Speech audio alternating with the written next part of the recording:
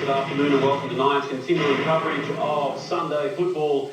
We turn our attention now to the Telstra Dome, and as you can see, the roof is shut there, and a very good reason for that, for this Western Bulldogs Melbourne clash. It is absolutely pelting down outside in Melbourne at the moment, and around about 1 o'clock this afternoon, around about 1:20, the AFL made the decision to keep that roof shut. It has been the subject of much controversy, and well, at least we now know it is the AFL's decision whether it stays open or not. As for the form of these two sides, well, the Western Bulldogs and Melbourne are both coming off round 2 losses. Needless to say, this is an ideal opportunity to get their season back on track. All right, without further ado, let's head back to the Dome now. These are the first quarter highlights, the Western Bulldogs and Melbourne. Darcy pushes that man Meeks under the ball, but the handball was indiscriminate. Picked up by the Demons. Picked forward Robertson. You're right, Gerard. Free kick. 30 metres out directly in front. He was a bit stiff, but the free kick was there. See how it just slips over the top there? Only just. And a critical decision that could probably have cost him. I'm just going back to the running ability of Daniel Ward, Garry. This is a good move. Going to put some pressure on Nathan Brown. Ward almost had a shot at goal some 2 minutes ago. It is. You've got to try and take them out of the area they like to be, and Nathan Brown's a goal kicker. But this is important. Robinson's probably been Melbourne's best the first 2 weeks. Confidence player. Here he comes. Lock it into the ground. Robinson has not made the goal umpire move. 1 inch. Goal first to the Demons. I also mean Luke Darcy has to push forward and be a dangerous opponent rather than sitting back on the hole and bludging, as ruckmen tend to do. Kick over the top. Drop 3. Handball to Whelan. He's been smart so far this year, Whelan. Picks it up beautifully. Kick on the lead to Meeks. A little bit long. But Meeks will go with a whole Bassett and take a very strong mark in the end. And Brian, in answer to your earlier question, that would just be a starting point, I would think, for Melbourne at centre bounces. If they win the ball out of the middle, at least Meeks has run out, they will just spread out as the game unfolds, and he will slowly go back to the goal square on his own. And 1 out, Bassett won't be able to go with Meeks. No chance. David Meeks lines up. Not a good weekend for David Meeks last weekend. Will this week be different? He likes that. David Meeks gets his first, the Demons second. Smith brings it out. So Robbins, who's kicking's been good so far today. Looks up. A little dangerous kick, this one, in the middle of the ground. They'll wrap him up, they'll let it out every time because here's the turnover. As a result of Robbins' kick, McDonald. Another just holding on to the ball. Godfrey. Brings it out wide, Green, back into Bizzle. Now they can straighten up. Bizzle's kick, looking for the skipper, is a good one. And he just got away from Bassett far too easily. He got 5 metres on him. And that was in the space of about 3 strides. Ding, ding, ding, ding, ding, ding, ding. Gerard, danger. That is the warning bell. For who, guys? From the bloke on the Burke Street tram that's listening to Channel 9 suggesting, is Bassett going to be shifted now, or they wait till Meeks kick 4? Well, he's about to make it 2. And that was as easy as you like. In come Meeks, kicking to the Tony Lockett end. And Tony Lockett between the big sticks. 2 to David Meeks.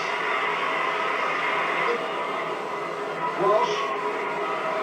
Finally with the just trying to hook that his way through the cup there. Got 3 tackles, but he's got to put it too hard. Yeah, I agree with Scotty West. He definitely ducked. He was, this was a tough call on the umpire, but that is a duck in the head. He's already 2 inches short of James McDonald from 2 weeks ago. Couldn't be doing that if I was 100 units. That was a very strong neck. Johnson on centre. Looking for Meeks. Pretty off the man this time. That was better. Able to knock the arms. Just unbalanced. Needs a little bandy working back. Here they go. Albie. Through the midfield. Couple of bounces. Brown now comes. That's where he goes. Look at the kick. It was really good, but Ward. A wide breaker to get their free kick though. Bandy working back allows Bizzle to play loose across half back, and he is, if it's not White dropping back on Brown, it's Bizzle dropping back. That one is around the neck from Daniel Ward. Didn't have to do it, Ward. He had 2 on 1 there. He just needed to try and get his hand onto the footy. So good effort by Ward, but just interfering with the neck of Brown, as we saw at the other end, in fairness to the umpires. Nathan Brown. 48 metres out, 45-degree angle, kick on its way. He's nailed this one. Bulldogs get their first, and oh boy, did they need that. Robinson seems to be encapsulating and grasping the the whole team going these days, and he looks a much more confident player. Lyon forward to the hands of Bruce. Bruce from 55 metres out. He got the legs from here, Garry. He's a lovely little kick of the footy. If you hit it sweetly, you'd be a chance. The Cam Bruce, deep on the flank, kick on its way, it's on line, drifting a little bit in this last few moments, it's there. He hit it sweetly, and he's got the Lions first goal. Sold the dummy to Nathan Brown, and he's kicked as a shocker. But kicking forward once again for the Bulldogs has not been good. Their long driving kicks have not found targets. You give the white boots a spell until you really got proficient at it, wouldn't you? Yeah, well, that's a mental thing, and that would appear to be half the problem at the moment. I mean, these blokes can kick the footy, there's no doubt about it. If you go down to training, you watch them, and get them out match day, they are struggling. Probably one of their strengths. Their field kicking is Ward nails Meats in the lead with a lovely kick. Now, plenty of goal face here to work with David Neitz. It's not a frightening shot for goal by any means. He does drag a little bit right to left. Kick on its way. Nice. Count. Goal. David Neitz has 3 in the first quarter. So a little bit flutter now, the Bulldogs. As Uze kicks to the bottom, Robertson's got away. Great play. That's magnificent stuff. Stuck up the one hand and dragged it down. Right now, this board line is just unstoppable, Garry. And I think the structure's good the way they've set them up in the goal square. It's given each a bit of a chance to get into it. I think it is. That's a magnificent mark. That was a great stretch. Beautifully worked out that he couldn't get his hands up that way. It is, Gerard. We'll have a look at that structure and we'll pick up on a point you made earlier in the quarter. Russell Robertson's kicked 4 goals this year. He comes in. He's now kicked 5. Throw in, Bandy. Next doing the right work. Next got the tap. Johnson got it out. Green. Heffernan, fumble. Green comes back a second time. Good play on the big arc. Left foot kick. Needs to grab the pass made it. Oh, what a first quarter for this bloke, the former medalist. And he's kicked 3 goals so far in his game. I think as important as anything, Garry, is that 2 of them have been within 15 metres off the goals. Yeah, and the first 2 marking contests we went after David Neitz, he had his hands on clearly, both of them, and they just slipped out. Even then, the early sign was that he's timing back, and he could be set for some rather large tally. Well, this will be number 4 if he can slot it, as you can see. Not the most difficult assignment he'll ever face is a full forward. The skipper comes in, 1 goal last week, 4 goals before quarter time this week.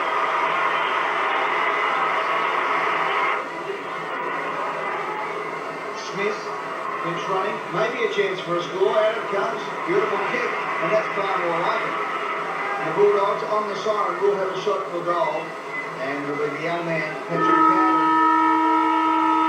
who has kicked 1 career goal in his 8 games. Game number 8 today has kicked 1 goal, 2 in his career, 2 behinds for the year. And I reckon Ed BT is a fair chance to become a top liner in that goal square, leading out as a leading foot forward.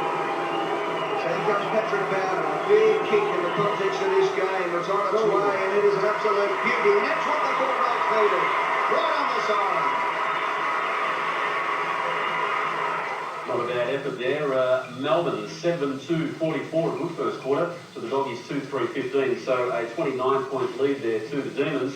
And as we said, the roof at Telstra Dome is shut as we take this Sunday football update because unfortunately the same can't be said about the MCG. They don't have a roof, and these are the conditions that the Richmond and the Fremantle players are contending with. As Paul Medhurst goes into the fence there, hopefully he wasn't injured, but a bit of aquaplaning and absolutely pelting down. Fortunately, David Roden for the Tigers showing them how to handle the conditions. That's one of his 3 goals, and at 3-quarter time, it's the Tigers doing it pretty easy. 37 points in control. The rain has eased off a little bit, but quite clearly an absolute, well, it's not a mud heap, but more like a spoonful of the MCG at the moment. We'll take a break. When we come back, it's back to Telstra Dome. It's the Doggies and the Demons here on Sunday Football.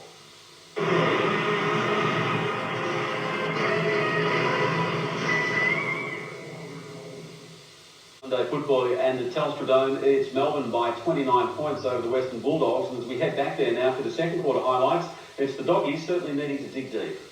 29 points, that is what the Bulldogs' deficit is. Kick to Johnson on the lead by Mitch Hahn.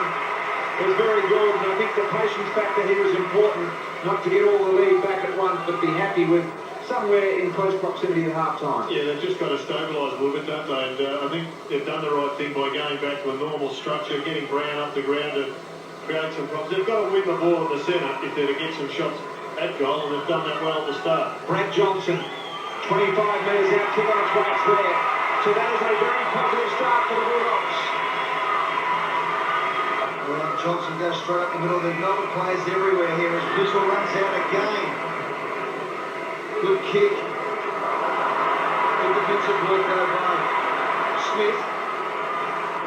Bruce over the top. Smith does it well again. Knocks it out. Great play. Freddie will go over the top. Smith in again. Freddie will finally knocks it out. Here's Albie. Has to hit the target this time, Albie. And does. It's good play. Rowan Smith's got it. Handballs inside to McMahon. Back to Smith. They open it up. But this is where they're falling down because Melbourne have already set the wall up. That's why Smith's running around in circles. There's no one to kick to. Now it's Bowden. He gives it off to Albie over the top to McMahon. Now they open up and have a chance. Long kick forward out in front of Brown. Good play. Cameron Bruce coming off for Garry on the ground for his first run. Bruce will be off because he went for a chest mark rather than taking the ball in his hands. Turnover at half forward for Melbourne. So this is a huge kick for Nathan Brown. He's the go-to man, and the money man must kick the goals, particularly these ones, from 45 metres out pretty much directly in front of 3 steps. Puts it right through the middle, and the Doggies are rolled back in this game. Brown gets his second. So can the Bulldogs keep their run of goals going? 3 in a row. The kick by Power, not good. Rigoni. A remarkable comeback, similar injury to our own Garry Lyon. Drop through. To Green, what was the disc? Yeah, it was, yes, Green. Not as bad as Garry's. Oh, come on. You're shaking your hand at me. It's good to see Garry again getting a possession back for the first time since round 13 in 2001. It's a hell of a long time in a man's career to have that. And Gary's got to stand up in the commentary box these days. No, seriously, no one more pleased than I to see him. He's worked super hard at it, wonderful bloke, and still got a lot of good footy in him. One of the most dramatised injuries of all time of Garry Lyon as Green comes in. His kick is brilliant from 52. It's coming back in though. Darcy has another go. He's lifted. Great tackle there by Lyon Charlie. Albie over the top. Darcy gets to his feet. Good tackle from Darcy. Great play all around. Good play by Godfrey though. He got it under Uzo. Now it's Nathan Brown for Melbourne. He runs the centre wing with 2 bounces. Now he kicks inside. Gifty. It's a Gifty too. Right down the trail of Green. Up the big kick. He turns onto the right foot. Puts it out in front of his forwards. Up the cover the ball, was it? Yes it was, says the umpire. And Jeff White, who's been dominant across half-back, has gone to the other end of the ground and now will line up for goal. This will be thereabouts, and from just 25 to 30 metres out, you sense the intensity lifted, and both sides realise this 5 minutes was very important. And I think the Demons have got the first result of that. So, it's been Green and White kicking the last 2 goals for Melbourne. Those go Celtic fans will be happy with that one. As the ball spills out, here's the chance now for Johnson going in easily. He's got it up into the floodgates now. And White is right. So Jeff White for 2 goals in the space of a minute. No mistake, and he's cracked this game wide open. This has been another presentation from Nine's Wide World of Sports.